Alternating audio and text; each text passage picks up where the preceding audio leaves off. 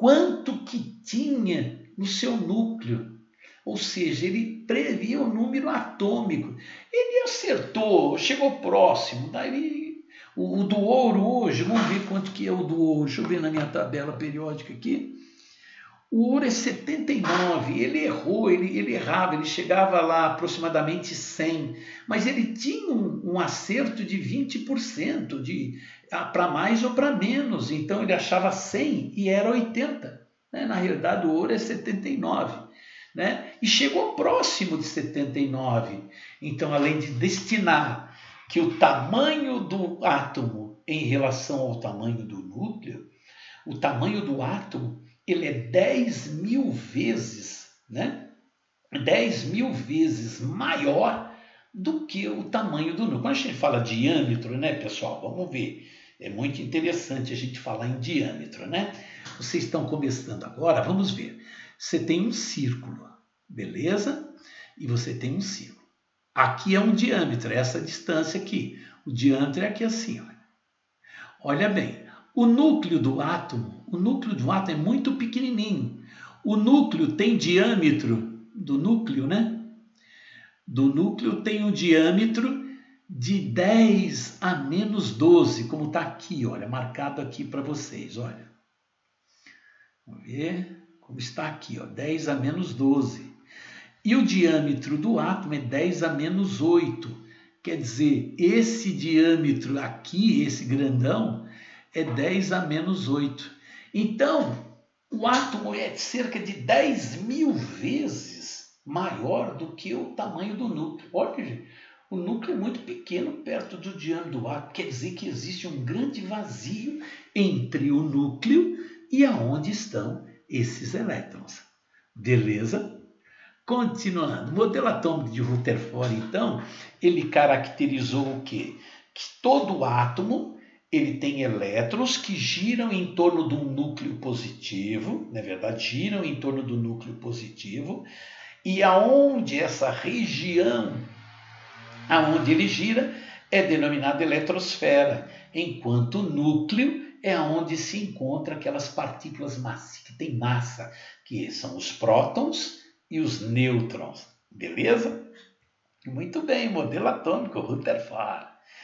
Rutherford observou que a massa do núcleo era muito maior do que a sua própria carga. Você entendeu? Dessa forma, ele concluiu que o núcleo deveria existir partículas sem carga elétrica também, e de massa igual ao próton, chamada de quem? Nêutrons. Olha bem, gente, esse nêutron não foi descoberto por Rutherford, ok?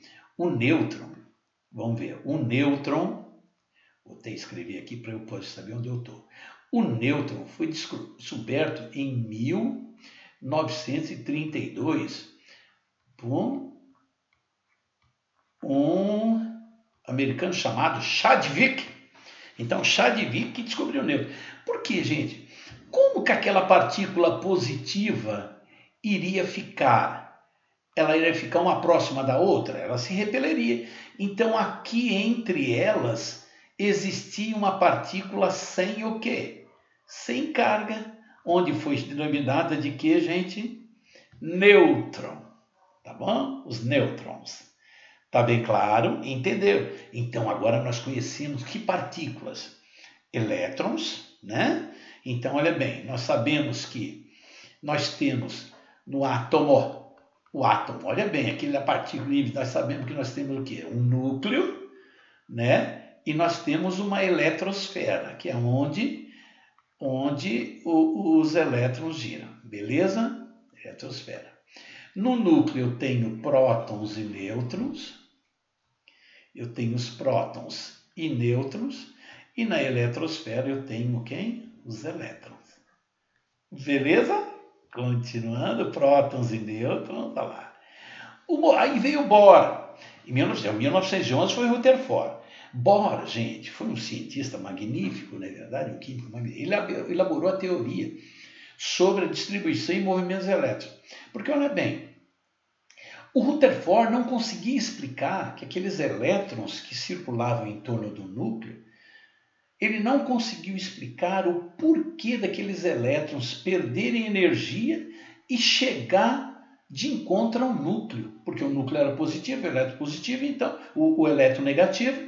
Então, a comunidade científica ela começou a criticar o modelo atômico de Rutherford devido a ter esses elétrons girando em torno do núcleo e não indo para o núcleo, porque o núcleo é positivo e atrair ele. Aí veio quem? Bohr, para explicar que o modelo Rutherford estava correto, mas só que o Rutherford não falou sobre isso.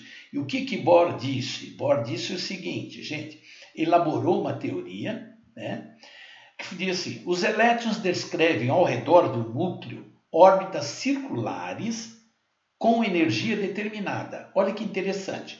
Então os elétrons estão girando em torno do núcleo, positivo e aqui negativo. Estão girando, só que eles têm energia determinada. Certa energia. Vamos continuar. Postulado 2. Os elétrons movimentam em órbitas estacionárias, não sai daquela órbita.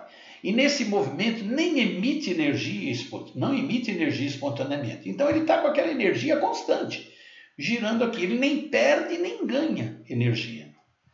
O 3. Quando um elétron recebe energia, se você recebe energia, ele tende a pular para uma órbita mais externa.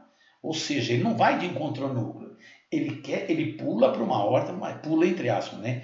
Ele migra da onde ele está, porque ele recebeu energia, ele está naquela órbita. Aquela órbita tem energia determinada. Se ele recebeu, ele não pode estar ali, ele tem que ir para uma outra órbita onde tenha mais energia. Aí ele pula para lá. Beleza? Mas após ele receber energia, ele vai para aquela órbita. Aí ele começa a gastar aquela energia que ele recebeu.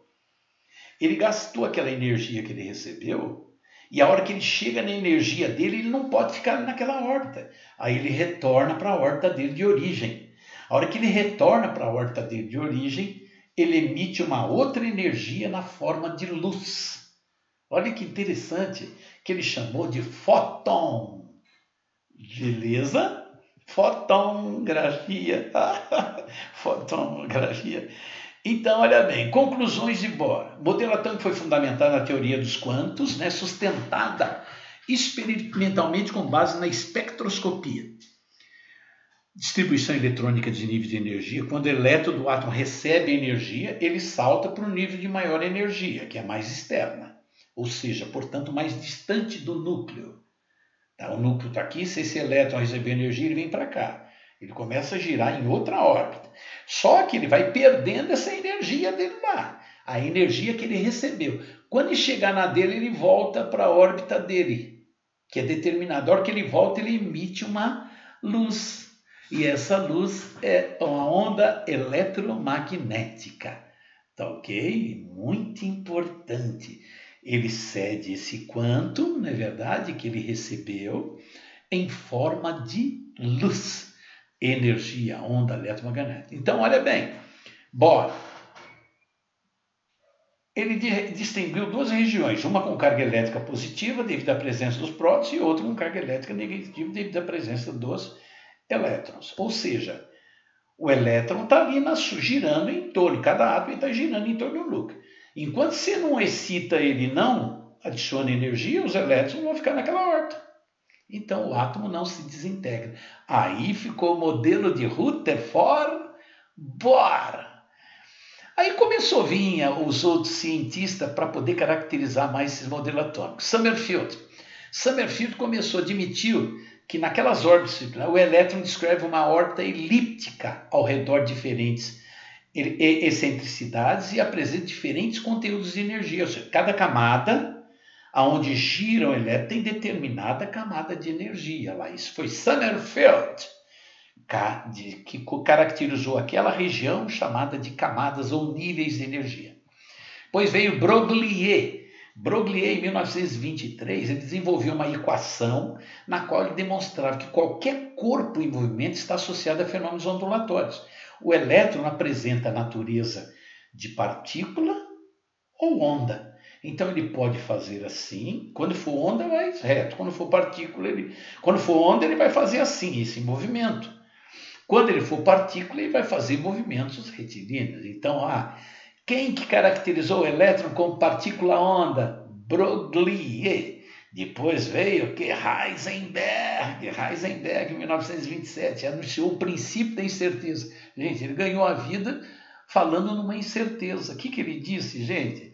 É impossível você determinar no mesmo instante, simultaneamente, a posição exata e a velocidade de uma partícula onda num dado instante. Ou seja, a partícula está ali, está lá, é impossível você determinar a posição dela, certo? E a velocidade dela, né, num dado instante, mas num período você consegue saber. Por isso que é o princípio chamado da incerteza. Com tudo isso, esses postulados, esses princípios todos, tanto de Summerfield como de Broglie, nós chegamos aos modelos atômicos atuais. Não é verdade? Os íons são formados pela remoção ou adição de elétrons, a gente sabe. Os cátions são íons formados pela perda de elétrons, os ânions são íons formados pelo ganho de elétrons. Olha que interessante. O próton, ele tem carga positiva e tem massa 1, massa relativa. O nêutron, ele não tem carga, não existe natureza de carga dele. Ele é neutro.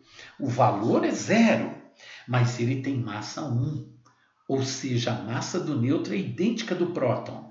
Então, se ele tem massa, ele ocupa lugar no espaço, que é aquela região que o Rutherford chamou de quê? Núcleo. O elétron é negativo. Ele tem carga negativa e pesa 1 sobre 1836 vezes a massa. Quer dizer, se você dividir 1 por 1836, vai dar uma massa insignificante do elétron comparativamente a quem? Ao próton e ao nêutron. Então, por isso que caracterizou que toda a massa de um átomo está centrada no núcleo. Beleza? Nós vamos propor atividades para a gente concluir e sustentar toda essa aula. Ok, pessoal? Um abraço e até a próxima.